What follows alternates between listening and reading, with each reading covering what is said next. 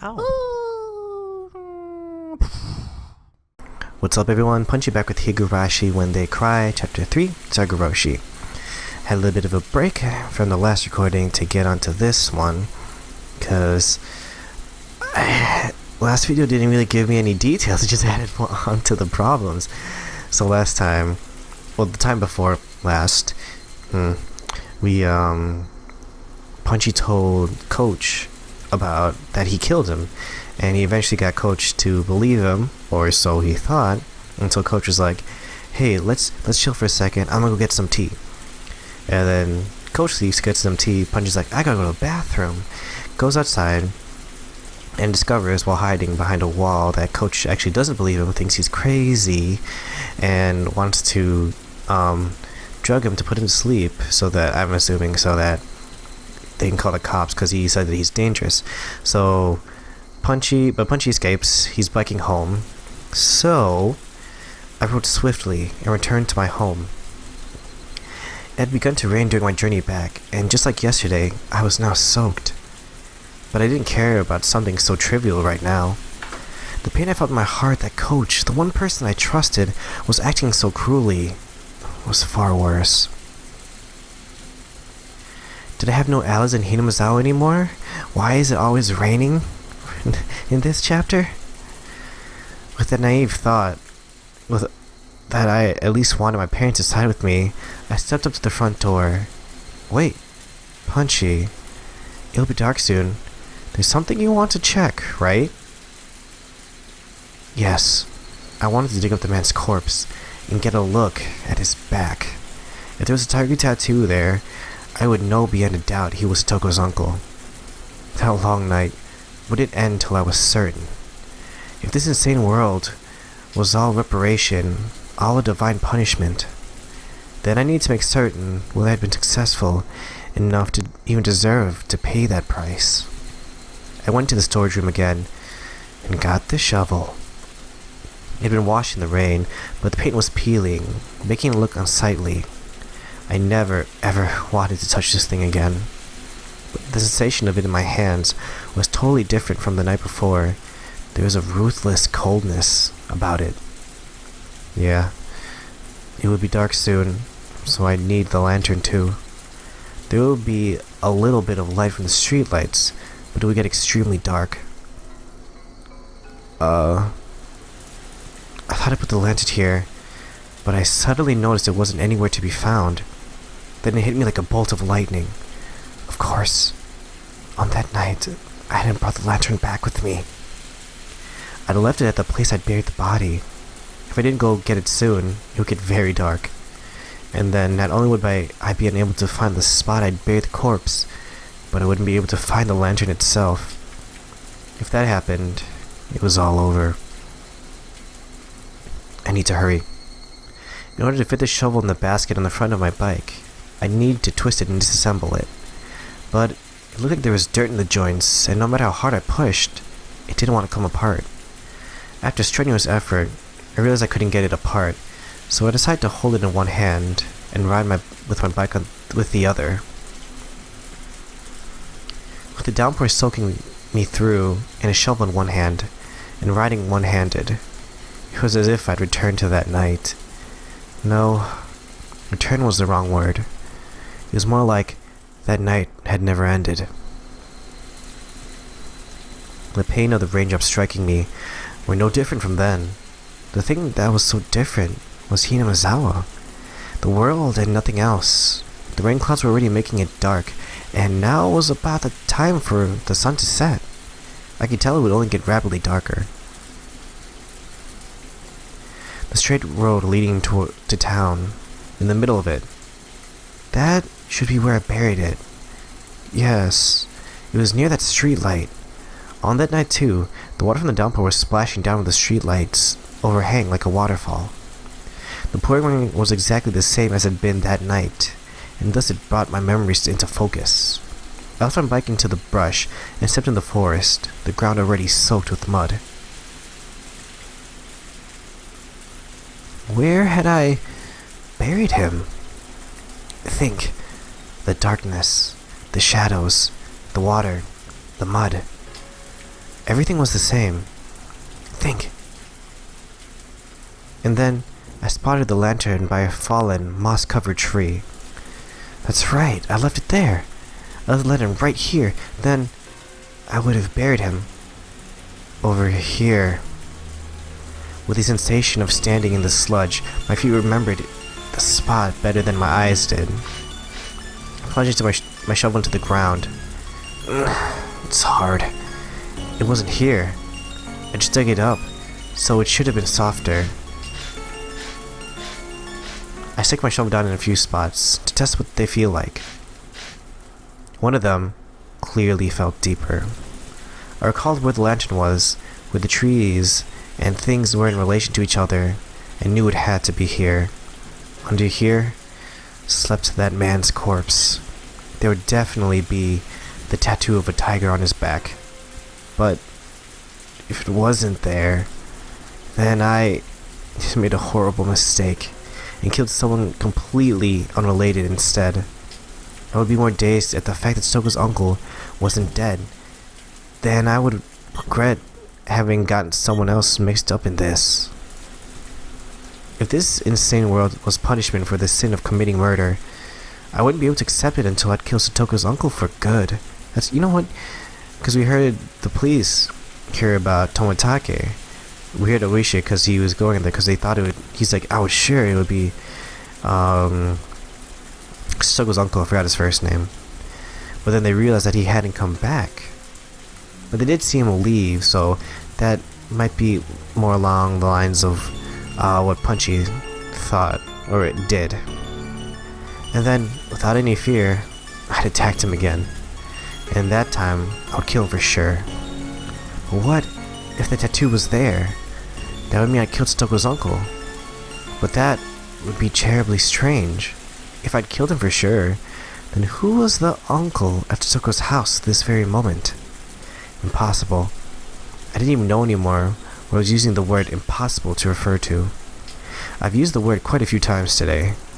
If I had to make the words impossible fit just one thing, what would it be? That much was obvious to me. It would be impossible for this crazy world to be real. I shouted and then turned behind me. There was nobody there, of course. It hadn't been bothering me for a while, but those footsteps had followed me this entire day. Even just now, an extra step of footsteps had splashed behind me. No one was actually there. No indications of anyone, even. But they were there. Who are you? You've been following me ever since I came to this world. That's right. Thinking back, the first time I heard those footsteps was after Takano-san and I had parted. Those footsteps were a welcome to this strange, inside-out world. No one could be there. I'd get no response. Whoever it was, they just kept staring at me. It was ominous and just unpleasant. After staring into empty space for a bit, as I bathed in the rain, my illogical anger slipped away. My tension loosened, and a tired feeling reared its head. I tasted the feeling that night too. The sudden exhaustion I felt as the tension in my brain loosened. My vision quickly narrowed, and it felt like everything around me had suddenly gotten darker. I couldn't give in to this sensation. I would light what little explosives were left in my brain and force myself to keep going. I needed to dig that man up before my stamina ran out. I needed to see the tattoo on his back. I caught myself in ragged breath and calmed down. Then, I stuck the shovel into the soft, muddy ground again. It felt exactly the same as that night. The sense of digging a hole in the beach with water coming into it with every wave. What day was today? Had I gone back to the night of the Watanagashi? Every strange thought that came to mind tormented me.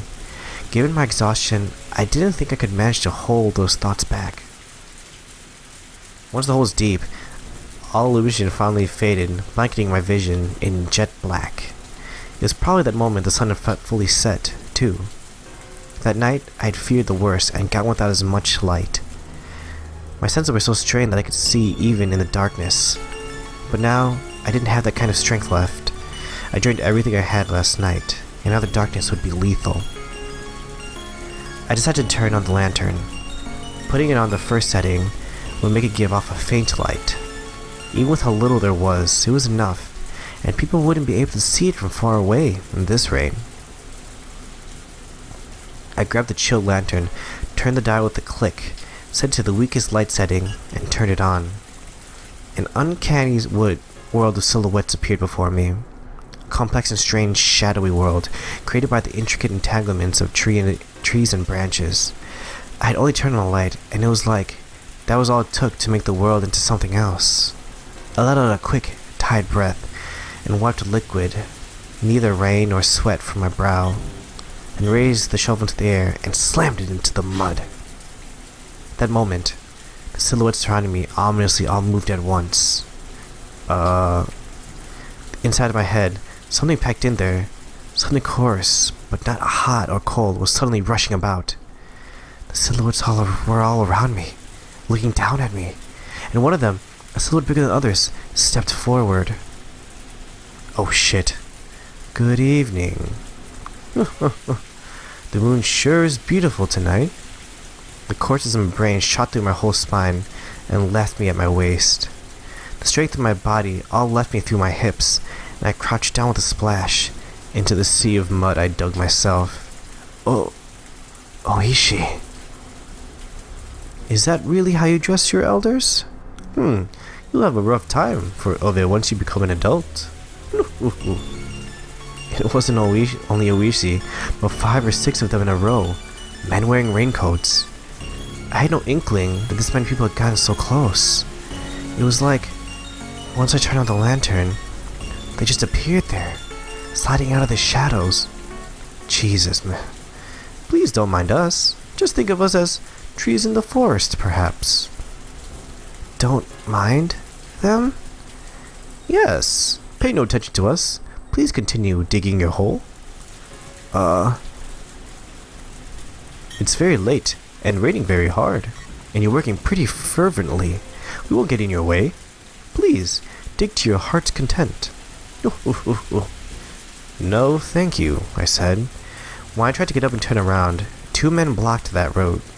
They stood up on either side of me, and lifted me up with amazing strength, then threw me in the sea of mud. As I soaked in the mud bath I dug for myself, I looked up at the silhouettes looking down at me. Oishi squatted, picked up the shovel, and threw it at my feet for me. It bounced loudly off the mud and hit me in the face. Come, please continue. Continue. I couldn't bear the oppressiveness of the silhouettes surrounding me, and I slowly stuck the shovel into the mud again. I felt like I was digging my own grave. If I kept digging, it wouldn't matter whether there was a tattoo or not, because that man's corpse would appear eventually. It was all over, surrounded on all sides and nowhere to go, but I just couldn't figure it out, no matter how much I thought about it. Why were they here? Was it Takano-san? There was only one person who could have made the connection between me and this place. Shit, I knew it. She deserved to die. Stopping so soon? Ah! Bam. Oishi kicked me in the back, which took me by surprise, sending me flying into the mud. Hurry up and dig, please. You really should consider the fact that some of us are standing out here in the rain. Fuck you. If you don't like the rain, then just go home. Grah! Oishi kicked some mud into my face. Work, please, instead of talking. Only people from the red light district do both at once. Isn't that right, boys? The men around him didn't react, not knowing quite whether they should laugh, but Oishi-san glared at them and started mumbling out pained chuckles. Just who was this guy? I knew the world had changed after that night, but if I went even further back, didn't it start when this guy showed up? That was when our peaceful days had been taken from us. Ever since he showed up in Hinamizawa, things had been odd. Everyone stopped smiling, and the world went crazy. The ground under my feet gradually got harder and heavier. At this point, I even started to think something was odd. I hadn't buried him this deep on that night, had I? My exhaustion peaked, I sat down on the spot. How long do you want me to dig? Kids these days have no stamina. Hey, you! At Ushi's gesture, the men all pull out their own sinister-looking shovels. As I watched a daze, one of them grabbed my collar, dragged me out of the hole, and threw me to the ground. The rest of the men stepped into the hole I dug and started shoveling themselves. As I stared at them, dumbfounded, Oishi sauntered over and squatted down to look at me directly. Punchy Maribara-san, is this a hobby of yours? Digging holes on rainy nights? When I didn't respond, Oishi took one of the tin buckets they were using to bail out the muddy water, scooped some of it, and splashed the whole thing in my face.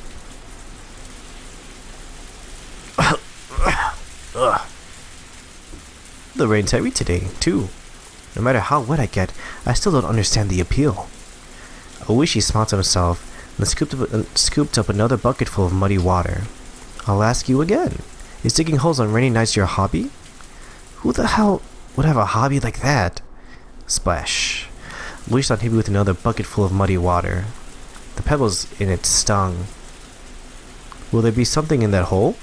I've always liked that story, you know, about an old man who makes plants bloom and puppies digging in his yard for gold. As he spoke, he ran the bucket through the muddy water again, to splash it in my face again. What kind of treasure is buried down there, Can't you at least give me a hint? If you want to know, then dig on your own time. You fucking pig. I wasn't saying that out loud, but Oishi mercilessly drenched me in muddy water again anyway. Shit. If only he hadn't shown up, the world wouldn't have gone wrong. Ever since you showed up, things have been strange. Satoko got abused by our uncle. I ended up killing him, and the whole world went crazy. He was how it all began. Because of this culprit. He splashed another bucket of mud in my face. My insides were seething with anger. Die. You die too. If I have some strange powers to kill someone by cursing them, like with Takano-san, then you're dead. And it won't be Oyashiro-sama's curse, it'll be mine. I'll curse you and kill you. What a rebellious look you're wearing. Why don't we use this opportunity to teach you a thing or two in that regard? We really do live in peace these days. When I was about your age, corporal punishment was the norm for everything. Oishi-san. One of the digging men in raincoat swiped some sweat off and called Oishi over. Oishi tossed the bucket away and turned around with an evil grin on his face. Yes, what is it? Please, look at this. Acceptance, or maybe resignation. I wanted to say to them, so you blockheads finally found it. Yeah, that's right. I'm the one who killed him. But you're the police, so it's your own job to figure out who he is, right? Come on, prove to me that he's really Satoko's uncle. What on earth? We think it's an old drain pipe. It seems to be connected to the irrigation channel over there. Let's smash the thing. It's not being used, is it? The men all exchanged glances, then hesitantly broached another topic. Oishi-san, the ground down there is pretty hard. I don't think anything could be deeper than this. Did we get the location wrong? No, at first it definitely felt like the place had been dug up before, but after digging so far, the ground suddenly hardened. We think we've gotten out further than the hole that was originally dug. So, what does that mean? There was a hole here, and someone filled it back up? Is that what you're trying to tell me? What? What were they talking about? Well, I'm at a loss. Aren't you, Maribara-san? Oishi grabbed my collar and dragged me to the huge hole they dug.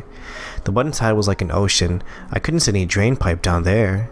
One of the men stirred it with a shovel, letting me hear it clang against something hard. There was no doubt I'd buried him right there. But I hadn't buried him this deep.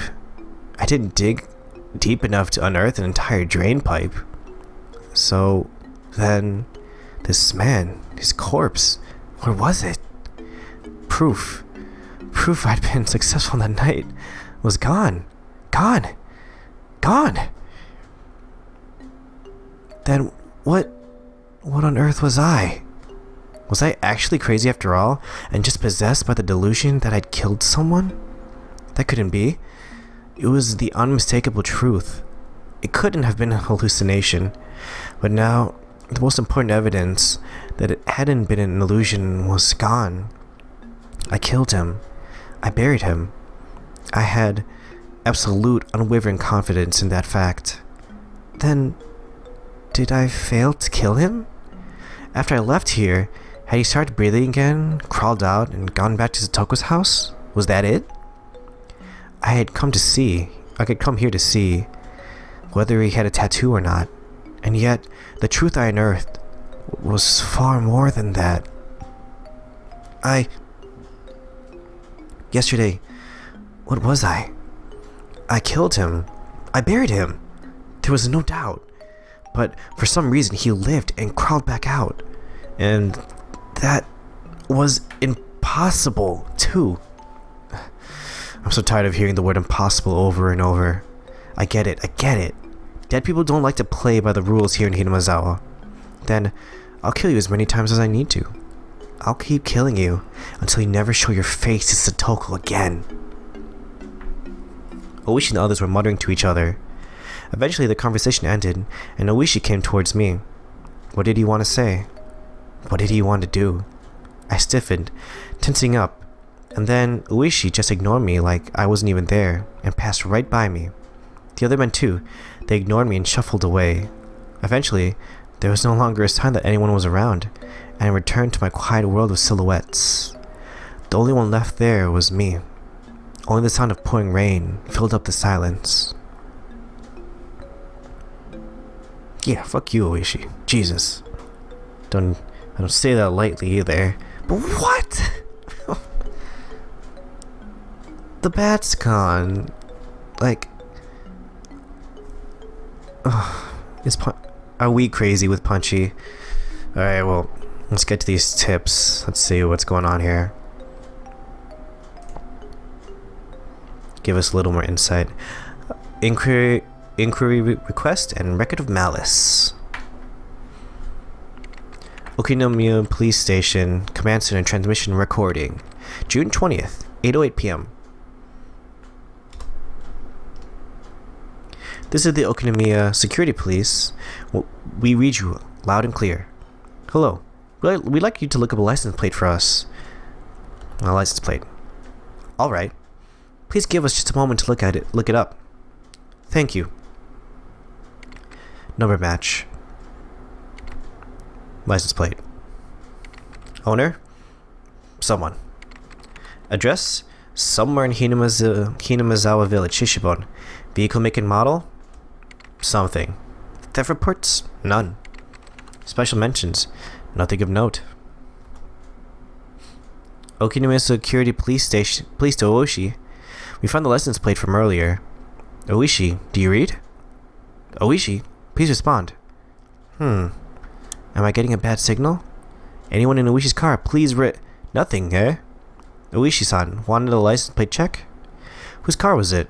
Someone from the village. A completely average car. Who was it? If Oishi-san was asking, then it can't be anyone good, right? The special mentions column is completely blank. No indication it's related to the S group either. And no demerits in it. Haha. Maybe it passed him on the road and he got mad. That guy isn't the type to forget a grudge.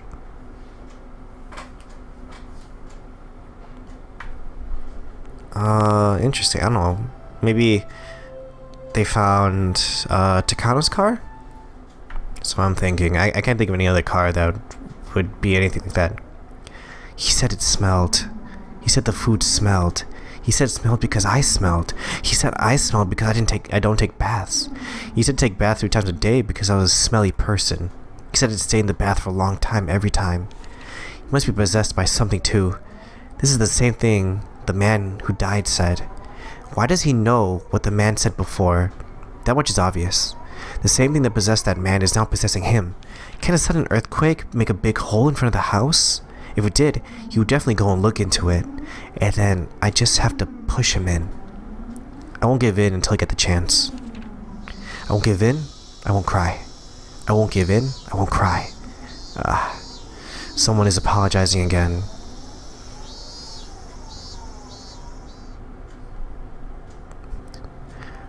What? What?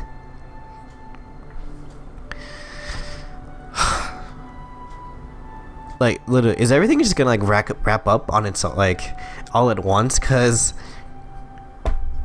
just when you think you're gonna get some sort of clue, it's like, fine, Punchy digging. We're gonna find out. It would be gross. We're gonna find out. Punchy digging. Light turn on. Oishi and police. Oh crap! He's found out, but at least we can find out. No body. Ugh. This is doing too much for my nerves. At least we kind of ended on like a plot hole, but well, we didn't leave on like a really we left on something big, right? But it wasn't in the middle of something. Let's say that. We know Takano's dead. We know Oishi very much suspects Punchy, especially because it must have followed him out all the way. I mean, apparently they found it. They found the place where they were digging first, and then I guess they waited there, and guess who came that night? Punchy. And they caught him. They roughed him up a lot. That seemed like we already know that's Oishi, like the bad cop kind of guy. But there was nothing there, just a drain pipe. Where the hell is the body? Is he really back? Is he really with Satoko? I wish Punchy just went over to see, but yeah, I think that would have been simpler. Anyway, thanks for watching, guys. Please like and subscribe, and let's see what the hell is going on. Bye-bye.